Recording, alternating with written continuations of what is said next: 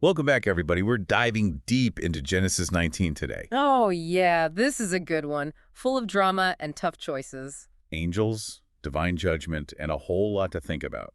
It's all packed into this section of Genesis. Really makes you wonder about the choices people make when disaster is looming. Yeah, like imagine you're in Sodom and Gomorrah, known for their wickedness and about to face some serious consequences. Sodom and Gomorrah, they've practically become symbols of moral corruption, haven't they? Like a cautionary tale about what happens when a society loses its way. Absolutely, a society abandoning its ethical core. And right into this situation, we've got two angels. Disguised as men showing up at Lot's doorstep. He's Abraham's nephew, right? That's right. And Lot, he shows them hospitality, which back then was a huge deal, offering shelter and protection, sacred duty. But then things take a dark turn pretty fast. They do. You've got the men of Sodom surrounding Lot's house, demanding that he brings the angels out to them. And their intentions, not good. No, not at all. They want to assault the angels. And Lot, he tries to protect his guests. And his solution, well, it's disturbing. It is. He offers his own daughters instead. Really gives you a glimpse into how bad things had gotten in Sodom. Chilling, isn't it? Lot's actions, horrific from our perspective today. But they really highlight just how deep that depravity ran. How far gone that society was. So then the angels step in. They realize the danger, strike the mob with blindness. A divine intervention. And they tell Lot and his family to get out, to flee. Judgment is coming. A chance for redemption, you could say. An opportunity to escape the destruction that's coming. But imagine that, leaving everything you know behind. Not an easy decision. Especially when you're told to not even look back. But Lot's wife, she can't resist that one last glance. And she pays the price, turned into a pillar of salt. Wow, that's a consequence. Talk about clinging to the past. A powerful image, right. A lot of interpretations out there. Disobedience, a warning, longing for something that's gone. And then comes the really terrifying part, the destruction of Sodom and Gomorrah. Fire and brimstone raining down, wiping those cities right off the map. This is that divine judgment we were talking about. The consequence of unchecked wickedness. A stark reminder of what can happen when a society completely loses its moral compass. But the story isn't over. Lot and his daughters, they think they're the only ones left. And they end up making some pretty unconventional choices driven by fear and desperation. Choices that raise a lot of questions about how we judge actions taken in extraordinary circumstances. Really forces us to confront how complicated human nature can be. And how desperation can cloud our judgment. So much to unpack here. What does it all mean for us today? Thousands of years later. That's what we'll explore next, how these ancient lessons apply to the challenges we face in the modern world.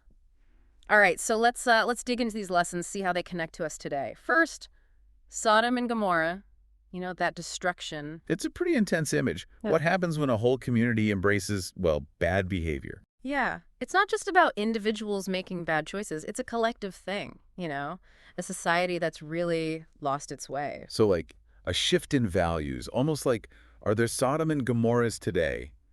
What should we be watching out for? It really makes you think, doesn't it? The story pushes us to examine our own communities, right? Think about the values we're upholding. So it's not about pointing fingers, it's about looking inward, Yeah, responsibility. Exactly. And then you got Lot's hospitality. Sure, it wasn't perfect, but welcoming those in need. That's huge, maybe even more important now. Yeah, especially with everything going on in the world, so many people displaced, fleeing war, facing hardship. Absolutely. And Lot, despite his flaws, he reminds us to show compassion, offer support to those who are vulnerable. Makes you think about how we treat the strangers around us. Are we welcoming or are we turning away? It's a powerful challenge, a call to be advocates, to stand up for those who are overlooked. Now, Lot's wife, turning into a pillar of salt. Haunting, but there's a lesson there. It is. Clinging to the past. Especially a past filled with, harmful things. Sometimes you gotta let go to move forward. Not just physically turning around, but letting go of old habits. Bad relationships. Tough, but sometimes necessary. Right. The story's asking us to take a look at our own lives. What are we holding on to that's holding us back? Are we letting the past define our future? And Lot's daughters. They were desperate, making choices that, we might question today.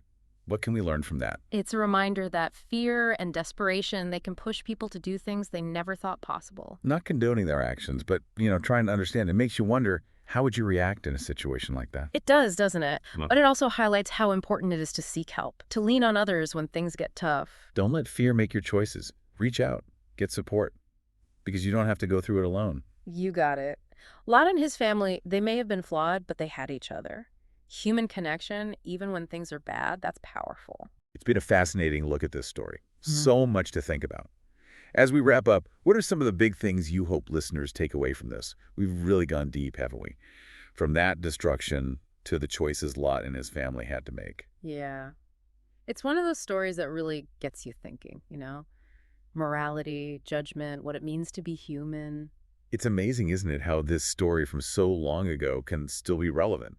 It's like it's reflecting our own lives back at us. It really does transcend time. We see these complexities of human nature, challenges we still face today as individuals and as a society. What stands out to me is that even with all the darkness, there's still hope.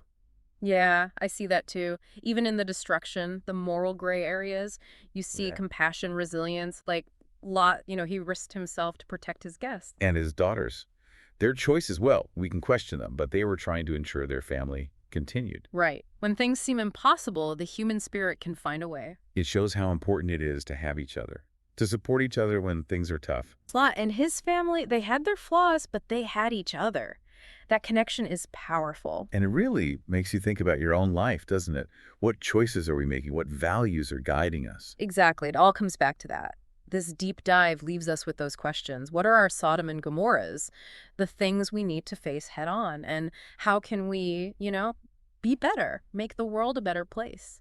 It's been a fascinating journey into this ancient story, one that still speaks to us today. It reminds us that the search for meaning, for purpose, it never really ends. Stories like this, they help us along the way. They make us think, they help us learn, and they push us to be better. Thank you for joining us for this deep dive into Genesis 19. We hope it's given you a lot to ponder. Keep exploring, keep questioning, and keep searching for those glimmers of hope even when things feel dark. Until next time.